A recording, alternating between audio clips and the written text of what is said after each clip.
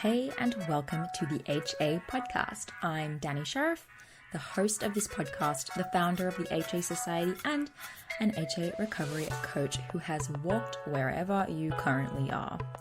This is the place to come if you care about getting your period regularly. This podcast aims to educate, inform, and keep you motivated on your period and HA recovery track. I would love it if you could rate and review this podcast, 5 stars only, to help make this podcast easier for other women with HA to find it. And last thing, nothing from this show should be taken as medical advice. Please seek the advice of your physician. Hey there! We have made some exciting changes to how the HA Society works. So up until now, we've only opened the HA Society for a few days a month on every new moon. And this was because as a mostly one-woman ran community, I wanted to be present with the members and improving on the membership experience for most of the time during the month. So I had started opening the society only for a few days per month so I could onboard new members and all that good stuff, and then get back to the community calls and talking with the members and creating resources and all that good stuff. But now I am pleased to announce that thanks to having grown a little bit of our team to help out in the other areas, we have the capacity to be open all of the time for enrollment. So this is something that we're trialing, but I'm hoping that it works out and we can keep it that way. We also have a few other cool things in the works inside of the society, including a new course platform for you to go through all of our existing content and resources for us to be able to create more of those things to help you with your recovery.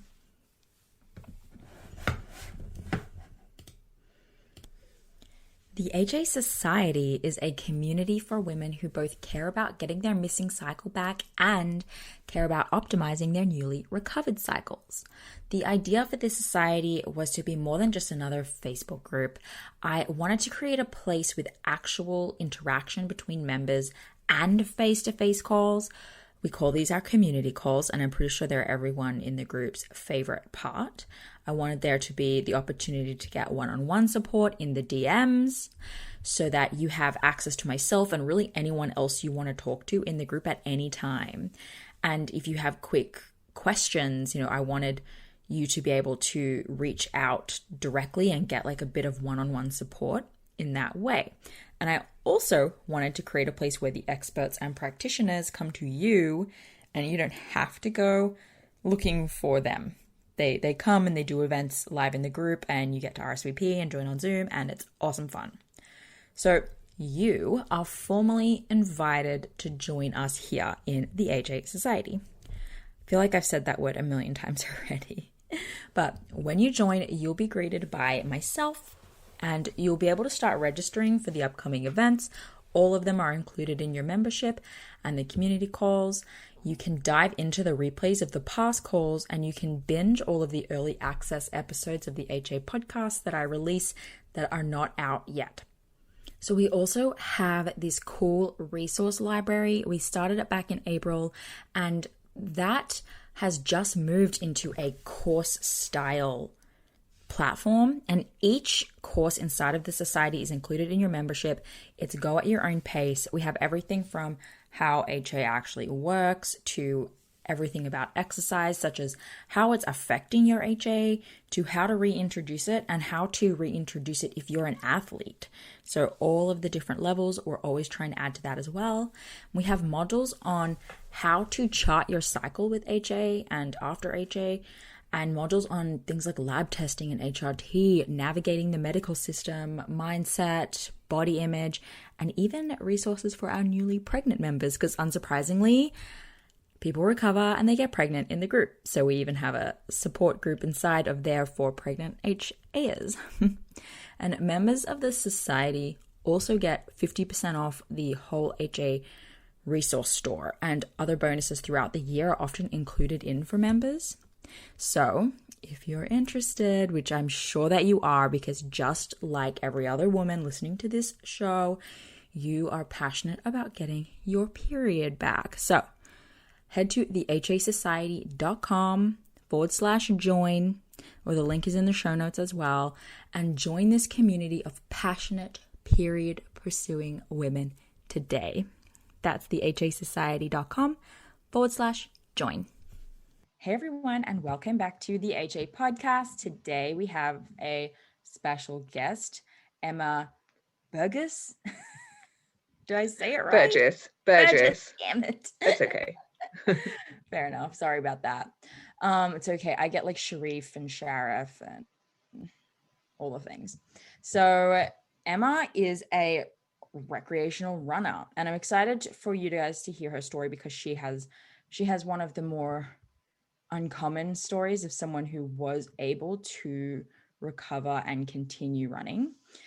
Something that's going to be important for you guys to keep in mind is that this is not like an episode where we're necessarily saying that this works for everyone, but it does work for some people, and this is informational and interesting. And if you want to talk to Emma, I'm sure she'll share with you a place that you can reach her, but just take a listen today. Keep in mind that try not to listen only for the bits that you want to hear, if that makes sense. I think a lot of people see someone say they recovered with exercise and they skip over the fact that person had other circumstances or all this professional help or something like that, and they just look for the bit that says I can recover with exercise. So come into this episode just curious right now. And yeah, so Emma is a distance runner. She got her period back. She's going to share her story with us. It's pretty much the deal. Welcome, Emma. Thank you very much. It's lovely to be here. First ever podcast. So a bit nervous, but excited to share my story. Well, no need to be nervous. You and I have spoken many times now. Yeah. Emma's in the HA Society, so that's why I kind of like get hints of members' stories and get curious and like, will you come on the show? This sounds interesting. So will you tell us a little bit about your running, like what running is to you? Start there. Yeah, so I guess I wasn't a runner growing up. When I didn't go to a particularly sporty school, although I did do a lot of netball because that was the thing to do at the school. So I was I loved that, and I'm a very active person generally, but I guess so I'd always done some sort of exercise for fun, and I did a lot of horse riding when I was younger. That was my main love, horse riding and netball. And then when I went to university, it wasn't easy to maintain horse riding because it's expensive and you can't do it all the time. So I guess I started doing different, I did bizarre things like street dance, which I was absolutely terrible at. And I did my friend that I lived with did gymnastics, so I joined the society with her and couldn't even do a forwards roll. It was embarrassing, but I was just trying to find something that I enjoyed, I guess. And then it was only after university when I moved to a new place. I'm from London, but I moved to a place called Canterbury for work. And I joined a gym as a way of meeting people. And I did every single class in the gym to see if there was anything I enjoyed. And I really enjoyed the spinning, like the cycling. And then there was a friend I met through the gym that went running. So I went on a run with her. So my first ever run was about 7 miles. I don't know how much that is in kilometers for those that work in kilometers, but that's over 10 kilometers. And I remember having blisters all over my feet, but I just absolutely loved it. And I think because I've been doing lots of spinning, I was reasonably good sort of straight away. And then I did, some races, and I joined a running club. And I think just off the bat, I was reasonably good. People were saying, oh, you're really good for someone that hasn't run before. And I just absolutely loved it. And I didn't have a watch or anything. And I used to go and explore. There were lots of beautiful woods. And I just used to go out and see how far I could run. And I had no idea how fast. And there was no competition with it. It was just kind of just pure joy. And it was like I'd found my thing. Something that I just loved that made me so happy. And I guess when I moved to London, I joined a different running club, started training a bit more seriously, and became sort of quite competitive at the club, the local club, running club level. So for those of you not in England, we have a good club system where you can compete in cross country and road races and track races. So I started doing that, and I just got better and progressed, and I had big dreams of achieving maybe an England vest in something, maybe even if I did a bit of mountain running, I did all different types of running, I suppose. I've done a couple of marathons, done, things on the track, lots of cross country, which is probably my favorite thing. And I competed for, I suppose the best level I got to was kind of county level. So I competed for the county in cross country and in some track races. So that's sort of my running background. I could talk about running all day, but it's a thing I'm just absolutely love. And, it's a very social thing as well for me. I met my husband running, and most of my friends are also runners that I kind of hang out with. And my coach is a very good friend and also my neighbour. So it's very much part of my life, integrated my life, I would say. Would you say that a part of the community that you've built around running is played a big role in why it was important to you to try and recover and continue running? Yeah, I think so. It's just so much part of my life. And it's sort of, mental health as well. And actually, yeah, so people around me are kind of running all the time, and um, it's quite social for me as well. So I meet people. I tend to do a lot of my running with other people.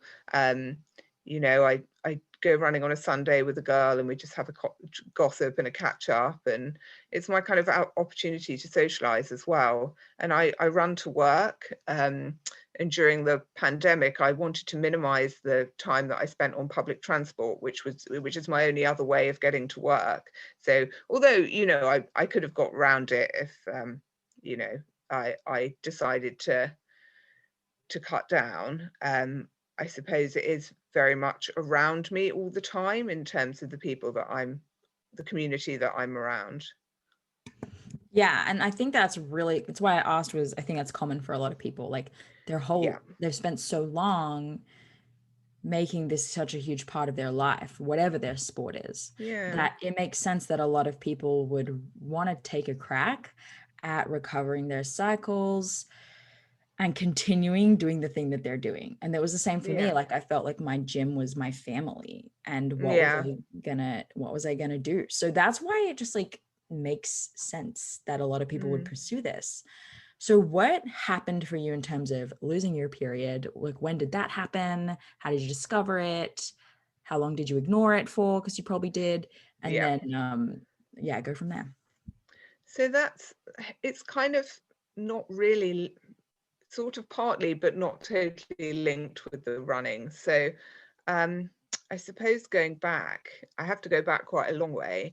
So I started my periods as normal, age probably 13, I can't remember exactly.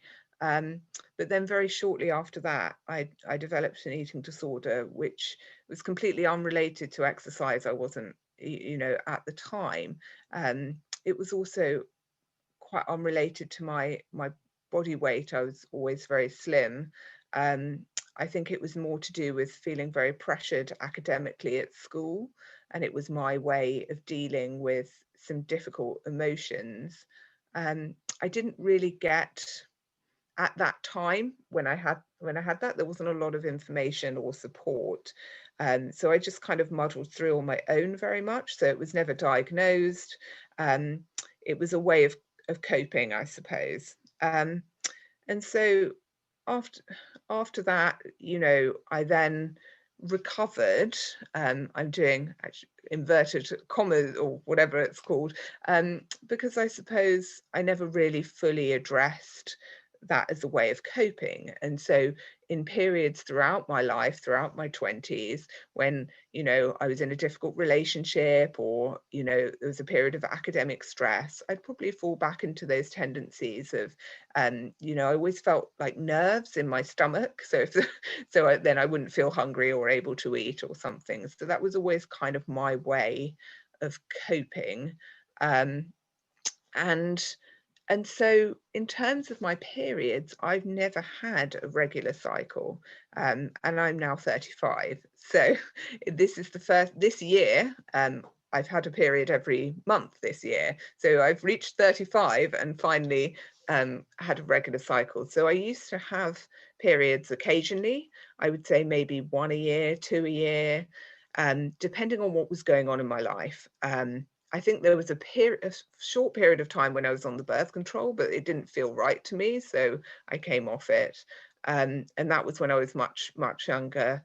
And I remember I also had some bizarre things going on. So there was one particular time, I think it was a stressful time, when I was doing my training for my job, and I had a period that lasted about 6 weeks, and it was very heavy bleeding I'm not even joking, 6 weeks. And at that time, I went to a doctor and was like, what on earth's going on? And they said, oh, just take this anti-bleeding pill, you're okay.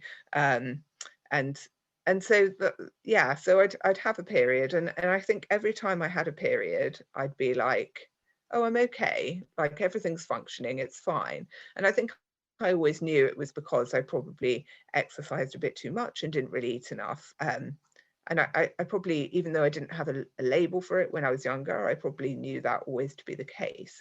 But I didn't really think it was a problem.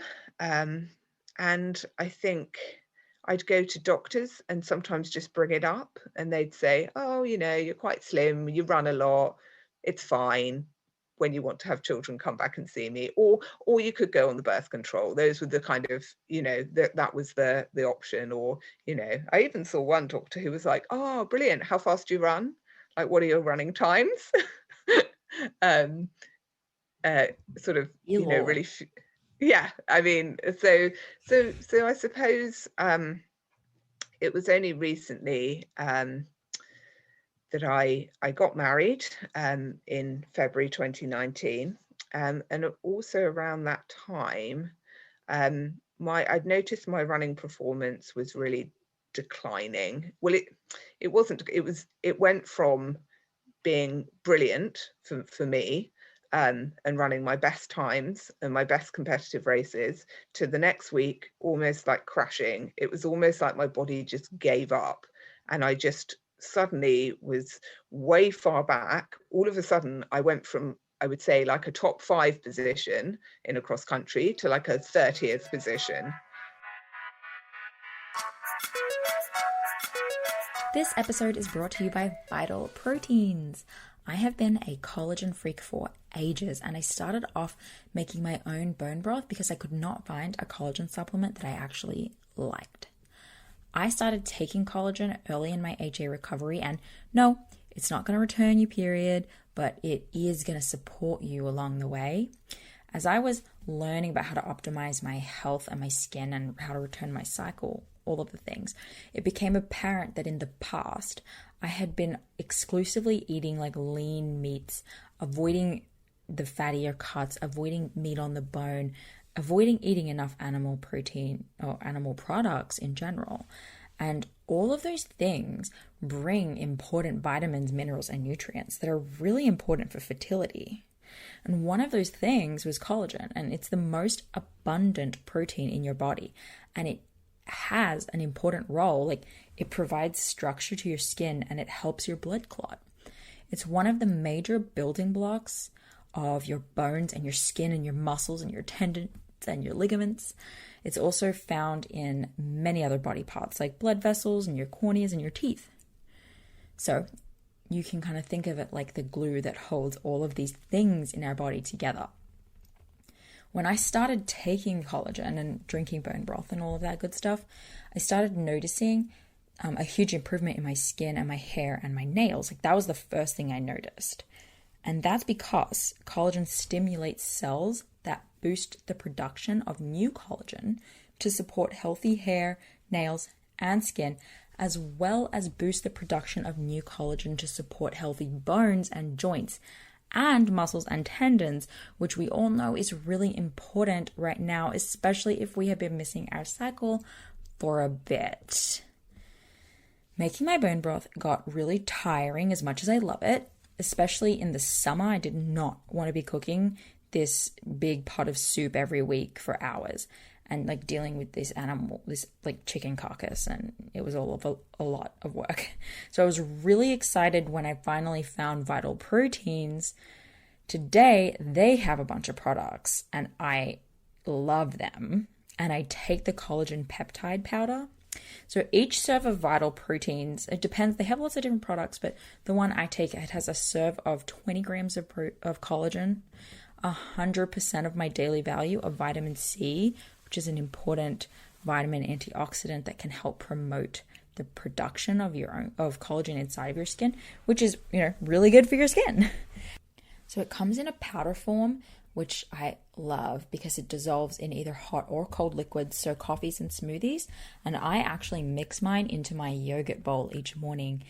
So I'm having plenty of fats from that, like fats from the yogurt and carbs from all of the fruit and the goodies that I put on it, and then protein also from the dairy, but adding in the collagen just helps boost it up and get me more of what I've been missing for quite some time. So add some Vital Proteins collagen to your day. Head to vitalproteins.thehasociety.com or head to the link in the show notes and shop their whole range to find a collagen addition that works for you. If you subscribe to their mailing list, you'll get 25% off your very first order. And if you stay subscribed, you continue to receive 15% off.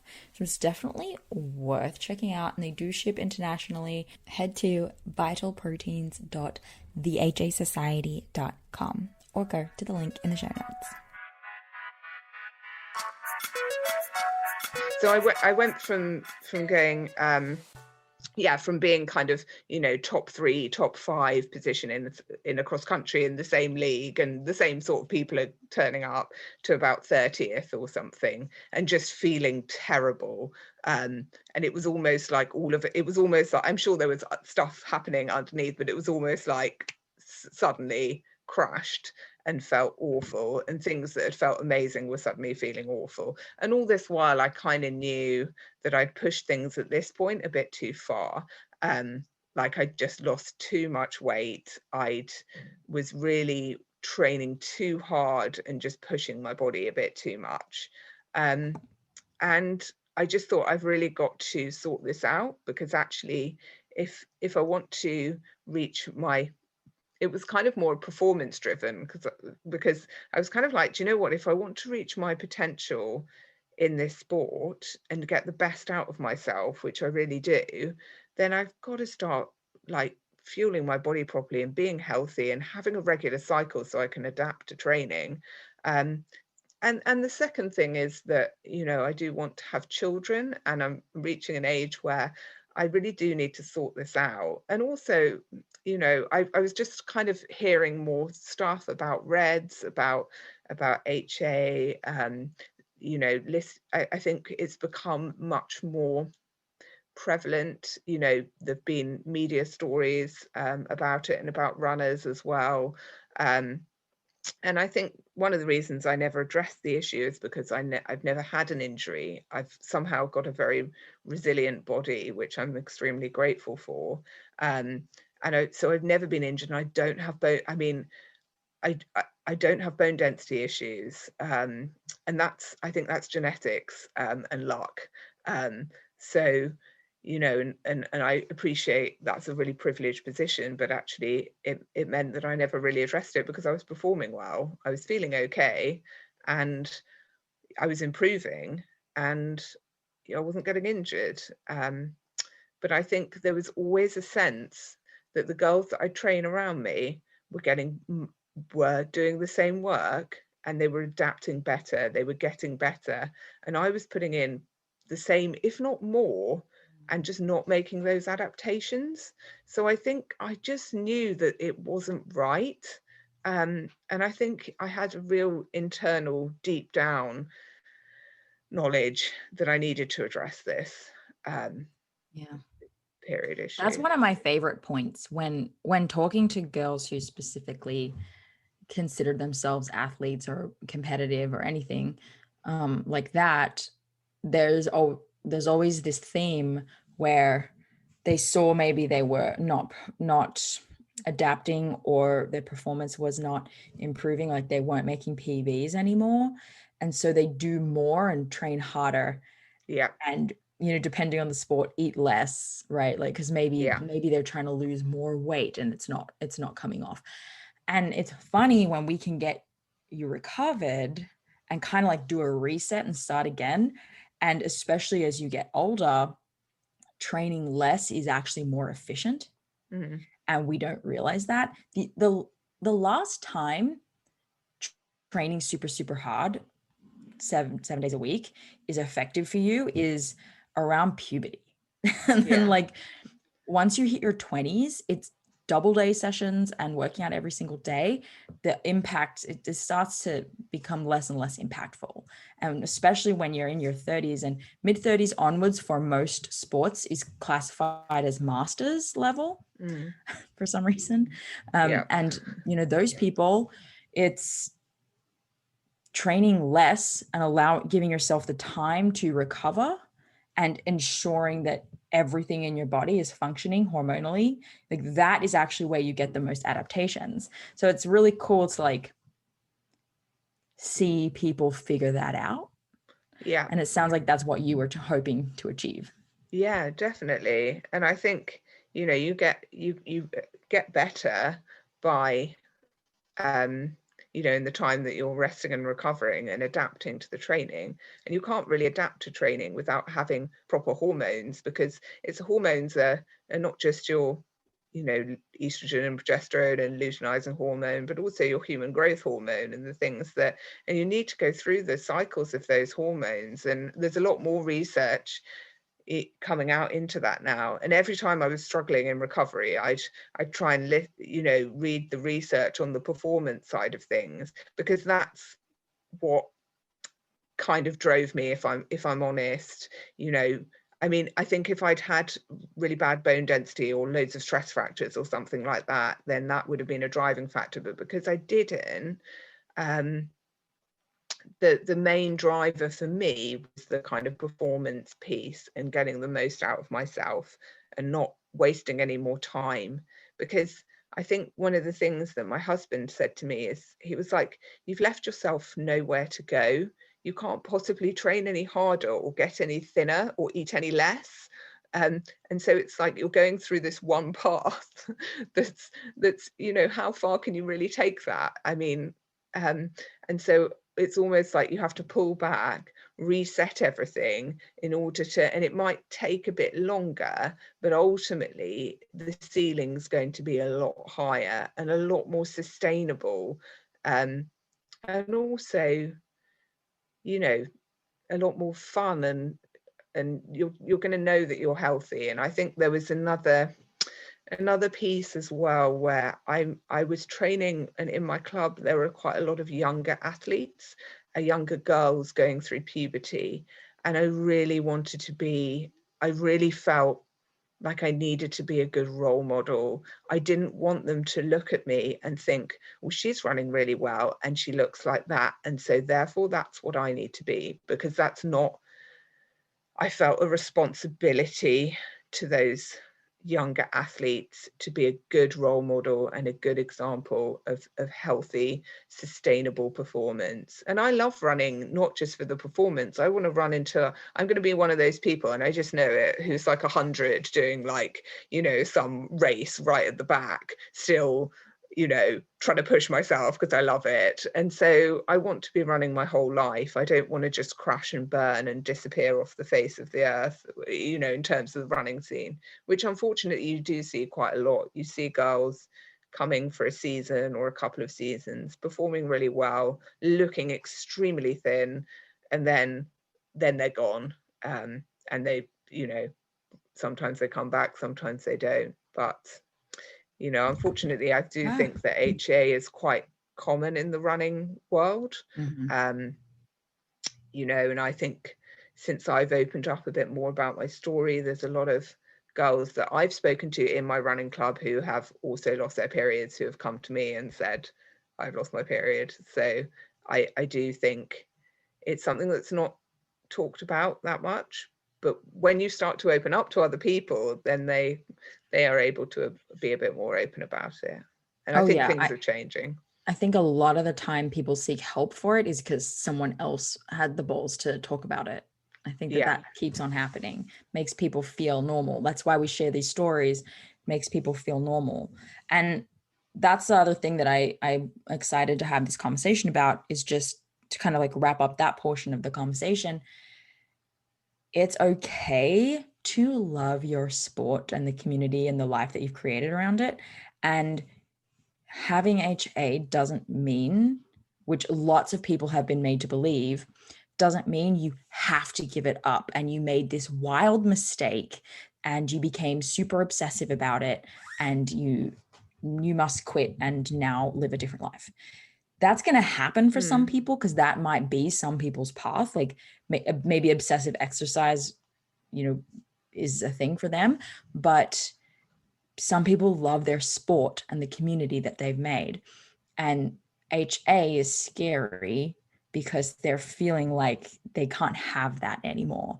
And I think just everything you've shared about, you know, your desire to be a role model, the community that you've made, the realizations that you had along the way, and how you could approach this differently, is just really important for people to know that that's an option for you. And it might take longer or whatever. And we're going to dive into like, okay, well, what did you do and what happened now? But, you know, it's okay to, you know, want to go back to sport. Yeah. And I think I probably have a slightly different relationship to running now than I did. Yeah. And I think it's a much better relationship. But I think it's always going to, I'm pretty sure, I mean, it might not be always a part of my life, and that's fine too. I mean, horse riding was a huge part of my life, and now it's not, and maybe it will be again in the future. But, you know, I don't think I was going to, I know myself well enough to know that I'm not going to be one of these people that's like, oh my gosh, I've just realized how awful exercise was and how I never want to do it again. Or, you know, that's not me. I love being outdoors and I love moving my body in a way that feels good. So, and bonus question for you before I ask the next one is, what was your netball position? Oh yeah, I love that. So my favorite was the wing defense, because I liked going out for the center pass. But I often used to get put as goalkeeper or goal defense. I preferred goal defense. I'm tall. Yeah. So I got put in the, I was always upset to be a goalkeeper. I didn't want to be confined to that semicircle. I know. Yeah, there's less action happening. But my favorite was wing defense. That's funny. I'm wing attack, so.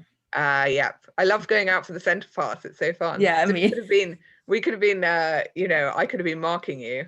Yeah, we actually would have been direct opponents. I love it. Great. No, so I love netball, and there's no netball in the States. It's just not.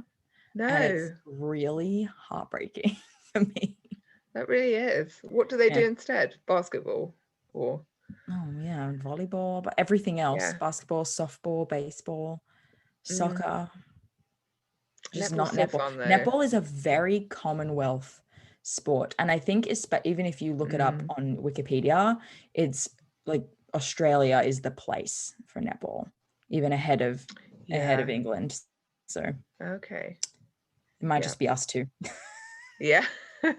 I think they do it here. Like there's adult netball. I've got a friend that does it. I was thinking about going along. Yeah, for sure. In the UK, you can play it at any age. Yeah. Same at home. And here it's a no-go. I've tried many times. And also she said to me that if I went, I would feel really short. Which I'd like to feel short. I'd like to have that experience. I'm probably about 5'8", so I don't usually feel that short, but apparently she was like, you'd be the shortest one. Wow. Okay. Apparently they're all really tall. Yeah, it might be a tall girl sport later on. There you go. Well, the more you know.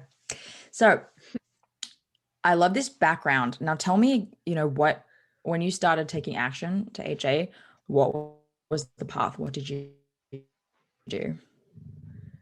Right. So I didn't properly start taking, I sort of started very tentatively, I would say. Right in 2019 when I had that realization that, and also my performance just detonated, to be completely honest. So I got married in the February, and then I definitely worked on my nutrition kind of myself. Um, and but I did, as my wedding, as a wedding gift, I got given a marathon to run it, which is a bizarre wedding gift, and so did my husband. So I actually probably did more training than I ever had over that autumn, and then ran a marathon at the end of that year. So I'm not sure a period was really on the cards, and I'm not sure it was kind of in my mind, I suppose. So maybe my eating had improved a little bit, but I still wasn't really, actively pursuing it. But I would say when the pandemic hit, which I know for a lot of people is a time where, they thought, okay, this is an opportunity, or I thought this is an opportunity to really go for this, more of a proactive way. And also I think the removal of races just removed that pressure of racing and that stress around racing. So there was no stress and there was no pressure, and I wasn't training in a large group of people, really pushing myself, because I'm competitive and that's what happens. So I would say, my training was much more relaxed.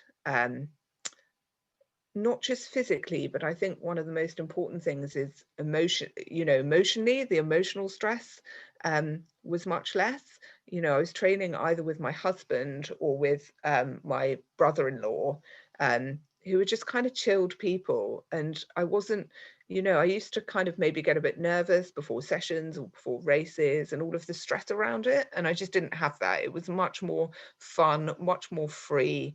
I actually did some training with my husband where I didn't even wear a watch, or he wouldn't let me look at the times or be competitive with myself, or that sort of thing. So in the lead up to competition, you start to narrow in your focus and your goals, and maybe even your nutrition and all of those things. Like as a weightlifter, how much you weighed was really relevant to your like you had to weigh a certain amount, like in a competition.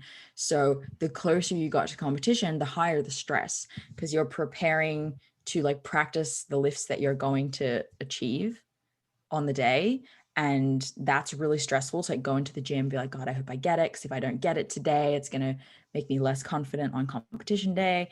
And I'm cutting weight probably. And like for a lot of people, the pandemic, that was removed for an entire year. There was none of that happening for anyone. And it was just regular off-season training. Yeah. Feels good. Yeah, exactly. So I think it was just kind of doing kind of base training, or, it wasn't sort of, it was more relaxed, I would say. And, I also started, eating better, or just making more of a effort with meals and snacks. There was more time for that, more time for cooking, more time for sleep, and rest, and, some nice gentle yoga in the garden, less kind of traveling and rushing around, less kind of work stress for me personally. I mean, I do work in a hospital, and I did continue working in a hospital, but, that I wasn't on the front lines or whatever, and I was doing a lot of online work. And then, I got I started getting lots of signs, lots of, cervical mucus, and, I felt like my body was trying to, do something. Like it was almost like it was in a mini cycle. And I had, this is probably quite a lot of detail, but I had what my mother called a white period. So when you get the kind of creamy, And my mum said that she used to get that always before she got her period. And now that I actually have periods, I do get that anyway. But I used to have that, you know, in a kind of 2-week or some sort of cyclical pattern. So I felt like things were happening. And I think it was June or July, I had a period, which was great. At first for a long time, for about 4 or 5 years or something, I think.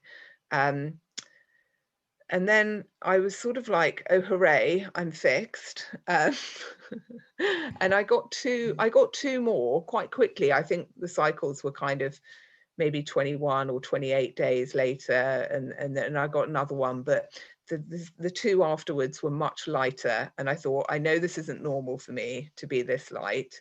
I wasn't tracking anything at that point, so I'm not sure whether they were ovulatory or not. And then they went away. So they sort of went away in about September, November last year. And I thought, I sort of know what I need to do, but I actually at that point sought the help of a nutritionist, I think, who is a runner herself, who actually had REDS herself. And she just kind of looked through food diaries, and we made adjustments, and I really worked on the nutrition piece with her, just holding me a bit more accountable and just having that real consistency. And I was already, I would say, most of the way there, but it was very small things, you know. And it's interesting how those small things, when you're nearly there, can make a big difference, like an extra handful of 2 of nuts, you know, more Greek yogurt, or just, you know, I honestly think I cut out caffeine mostly, so switched to decaf, you know, but I think just almost like adding an extra couple of handfuls of fruit and nuts, you know, in addition to everything else I was doing, or, you know, kind of just is enough to kind of tip you over almost. And so then this year I've had a period in January, February, March and April, all kind of normal length of cycle. And I have been tracking, which means that I have been ovulating from my body temperatures, but I do know that my luteal phase is still short. It was very short. It was literally like 4 days, and then it was 7 days, and now it's up to 9. So I'm really grateful for that, because I think if I wasn't tracking, I wouldn't know, because my cycles are like, the bleeds are normal, they're kind of 5 days, and they're also You'd be like, I'm perfect. About 28-day cycles. So I'd be like, oh fine, this is great. So I think the tracking is so key, because actually I think if it wasn't for that, I probably would have ramped up the running or eased off on things a little bit. And I know now from my experience at the end of last year that I really need to keep doing all the things that have got me to this point, rather than and also that I need to keep doing all those things forever. Like, it's not just that you do them to get your period back and then you can kind of stop doing fueling. And in fact, if I do increase my training in the future, I will need to increase my fueling and monitor my cycles, so I can see what impact it's having. And until my luteal phase, I think, is, you know, much longer, you know, 12 days or whatever it needs to be, I'm not going to change anything at this point, because I've learned that now. If anything you change, you'll probably have to continue adding steps to get it where it needs to be. Versus and you know, exactly. And I think, you know, adding more, I think the fueling part for me was absolutely key. And it was a whole host of different things. I think frequency, I mean, lots of snacks, it worked for me. And lots more carbohydrates, lots more of everything. I think.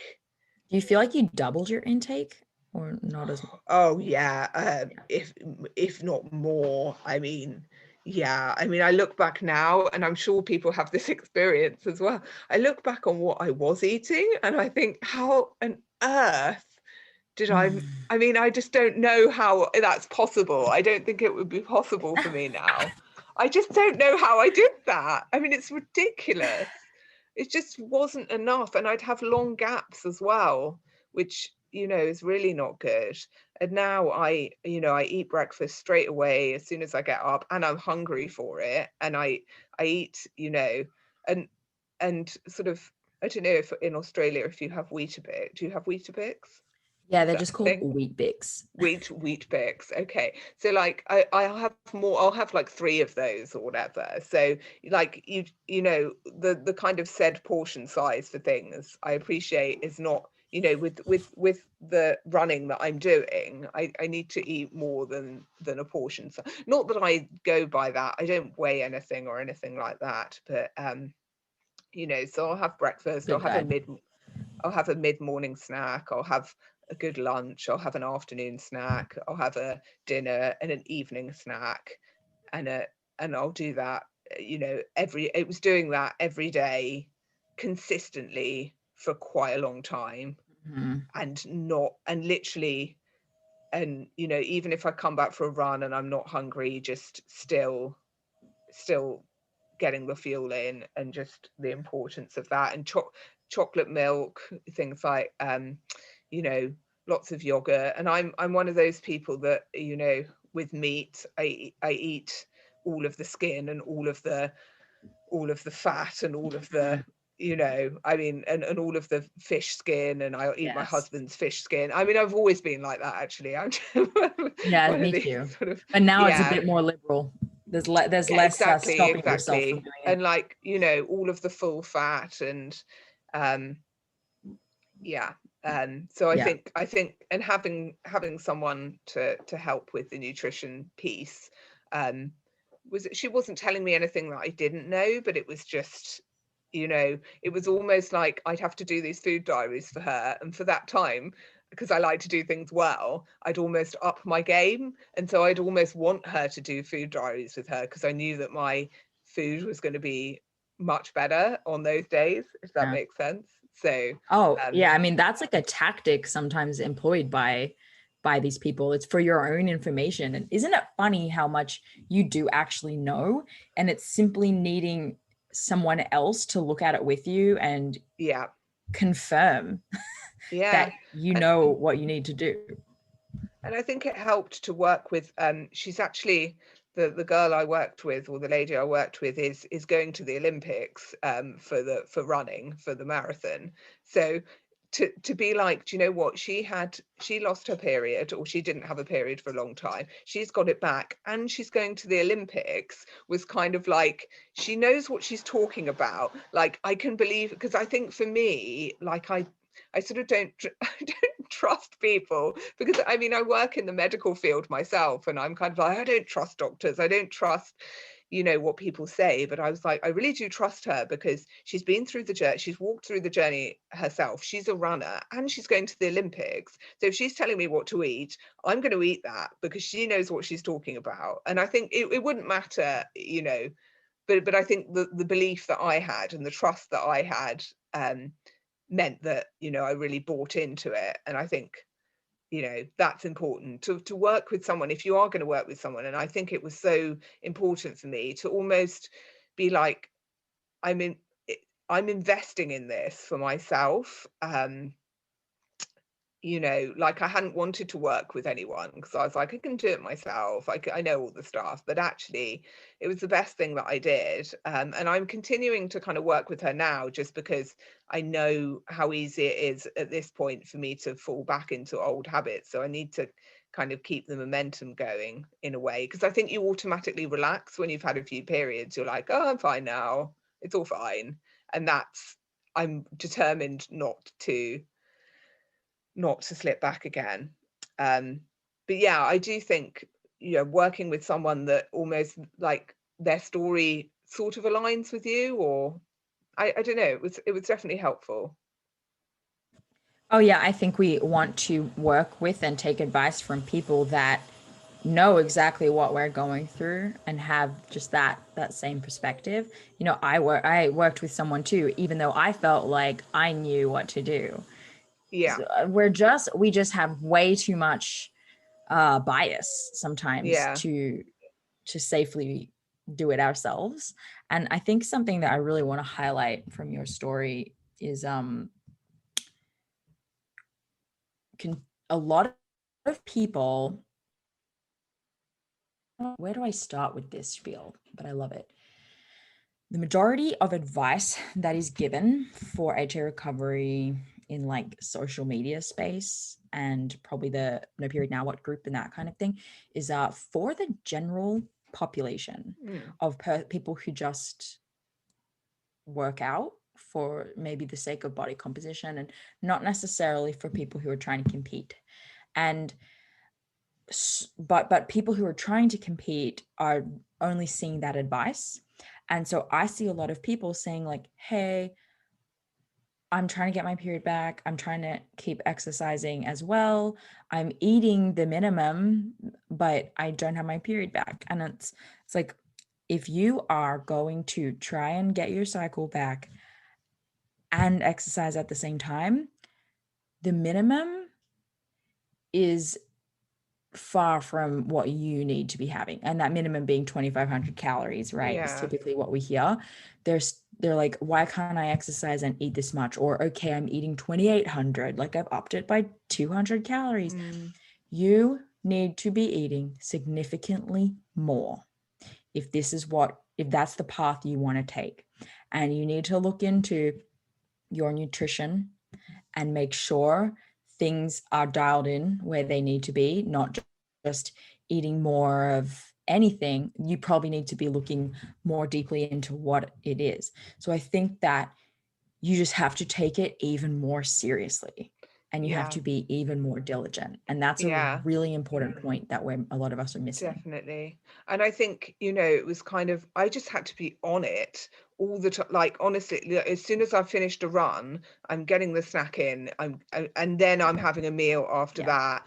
And even if, if and I have running friends, and I'm like, oh, so annoying because you have never lost your cycle and yet you go out for all these fasted runs and whatever, and fine. I mean, they eat really well, and they've never been, but I'm different because I'm in a deficit. I'm trying to get my period back. My body needs more energy, and I need to be on it. And I've never, I mean, I'm not a counting person. And I'm not a weighing person. And I liked it because the lady I worked with, I'd kind of say, oh, I had, 3 Weetabix and some oat milk and some flax seeds and some yogurt and whatever, roughly. But that's just not, I don't operate in, so I don't know. But I also think, I've just realized that I need to eat a lot more than I thought I did. And I think I knew that deep down because, growing up, I used to eat a lot. Um, my dad, who I'm very similar to, eats so much.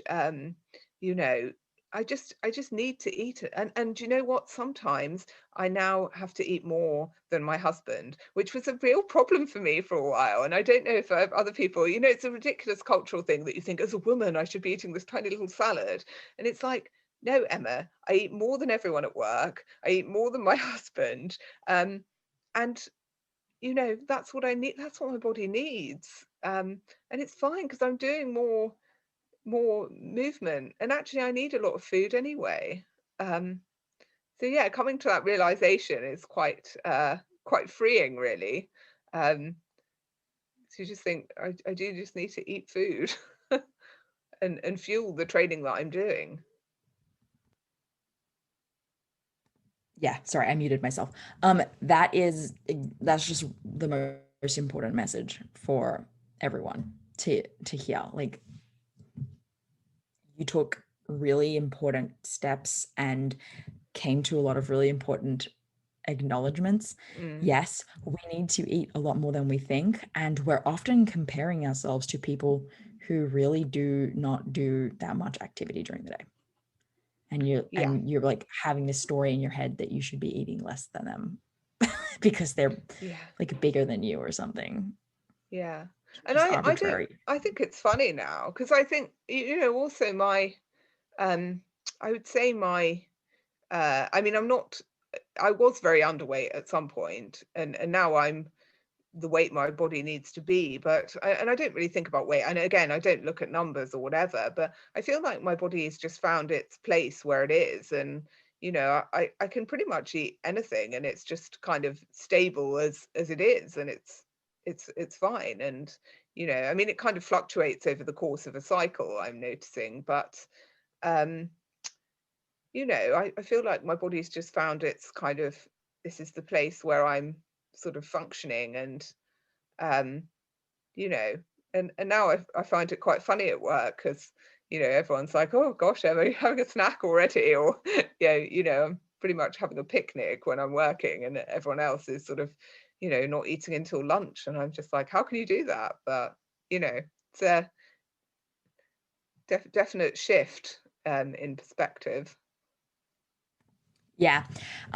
The we need to normalize constant snacking. Yeah, We yeah. especially, yeah, we just need to normalize it. There's way too much like feelings and shame around the fact that you might need a snack. Like I just, or like to have a bigger lunch than someone else. And we talk about this a lot in the group, actually, it comes up.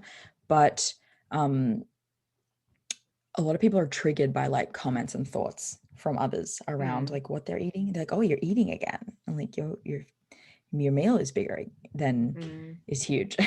And those comments can be really hard for a lot of people, but yeah. I like that it sounds like you're just owning it.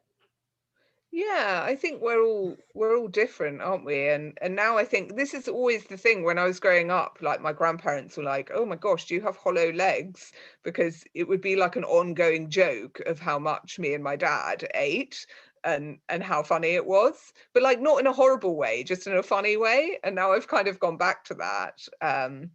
And you know I, I think I enjoy food now. I enjoy cooking, and I enjoy the kind of nutrition component, because I feel like it's benefiting my body, just like I enjoy my cycles in a way, because I think I used to see them as an inconvenience or something, during my kind of disordered eating days. I think I used to see them as, oh God, I've got too big because I'm having a period, which I've now the mindset is, isn't this amazing what my body's doing and that it's functioning? But it's taken a long time to get there, really.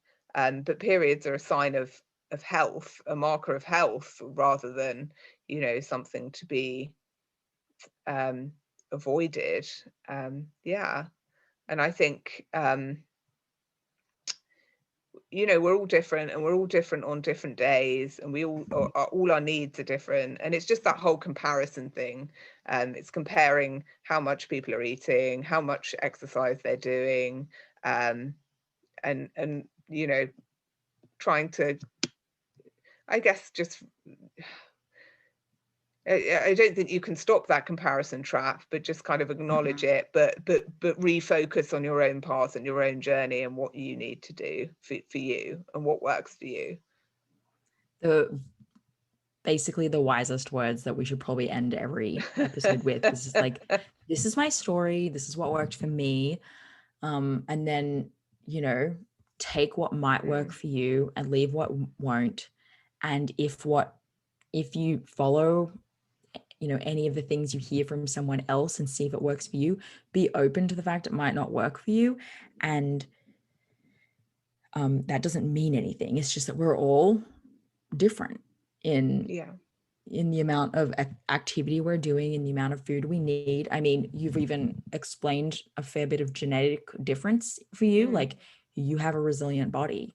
Many yeah. people, you have a resilient body and you still lost your period. Like this, the whole thing, it isn't as black and white as Mm, Instagram is yeah. telling you it Yeah. is. Yeah, And I totally. think I would say an important component, because I think the thing is, and the thing why I've sort of reluctant to share my story is, in some ways, is because people are like, oh, what did you do? What exactly did you do? And can I recreate it? And will that work for me? And it might do and it might not. But I think in my situation, at the moment in my life, I only work 3 days a week. I have a very stress-free life right now. It's very stress. And during COVID, it was extremely stress-free. I have, and not many people have that. And so I think that's probably one of the factors why I was able to maintain a fair amount of running, is because I had a lot of time to recover, a lot of naps, a lot of, not the fueling piece, but also the lack of stress. And I think there are other points in my life, like when I was doing my clinical training, when, I was at university or whatever, I'm not sure that would have worked, So I think that's a really important thing to, the context of my life is that my life is not stressful. Thank you very much for adding that in. That's super helpful. That's so helpful. Important for people to keep in mind. If you are running yourself into the, you need to find somewhere to give. You only have so many energy points in a day, and you need to allocate that energy to somewhere. And so if you're going to just try and overflow how much you're accomplishing in a day, it's not going to work. Yeah. That's the thing with HA, something has to give. Yeah. So if it's working full time, then maybe that's one of the things. I mean, stress is stress, so it doesn't, comes from different places. Yeah. Well, thank you. Thank you so much for sharing that. I think it was really enlightening. I think a lot of people are going to appreciate this episode, and it's going to make them think really deeply about their inner bias, their goals, how to approach it. If anyone wants to ask a few more questions to you, because I'm sure they will. Yeah. So how did you do? How much exactly did you eat? And how much running did you exactly do? Where can they find me? Well, gosh, I'm so bad at social media, but so I mean, I am on Instagram, but I've never posted anything. I just follow the other people. Oh, okay. So that's probably not the best place. What would be the best? Probably to email me, or if you're in the HA Society, I'm there, so you can message me there. Yeah, we can just make you exclusive. If you want to find Emma, she's inside the HA Society. I'm trying to think. I'm really locked down with Hey, that's okay. You don't have to be reachable. But people can email me. Would that be that? Is that a bit old school? Would that be so if you want to give your email to the people, that's your call. No, honestly, I'm happy. I'm really happy for people to contact me, and I'll try and answer any questions if you have any. My email is Emma CM, so Emma C for Claire, M for Mary, which are my middle names, Burgess, BURGESS @hotmail.co.uk. You can email me any questions or contact me in the HA Society, and I'll try and share as best as I can my experiences. All right, guys, I'll put her email address in the show notes so it's easy for you to find. Yeah. Emma C. M. Burgess. 800 emails. Maybe. It could happen. I'll be curious. Usually someone reaches out to someone who's on the show for sure. Yeah. Well, I appreciate you so much. Thank you for coming on. Thank you for having me. I cannot wait to see the progress of your eventual 10+ day luteal phase. Yes. I'm getting, my next aim is 10+. I think that's the next goal. 100%. Oh, definitely. Then it has to be normal. I'm not letting you go anywhere until we've gotten no. Yeah. I'm just going to be in the HA Society forever. I've had 12 years of periods, still here. Just love talking about it. Then you're menopausal and you're oh, maybe I can leave now. All right. I hope you guys have a good day. Okay. Thanks, Annie. Thank you so much for listening today, guys.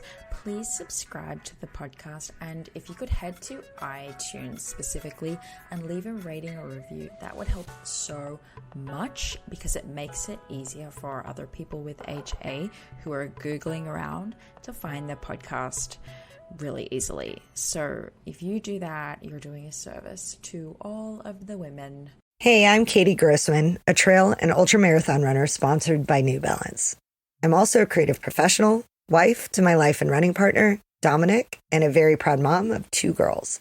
Life has gotten a little crazy, especially after battling postpartum injury and an abdominal tumor. But running is still a huge part of my identity, and it legitimately improves my mental health. I'm working my way back to racing, but for now, I'm still finding peace on the trail. Go beyond the run at newbalance.com.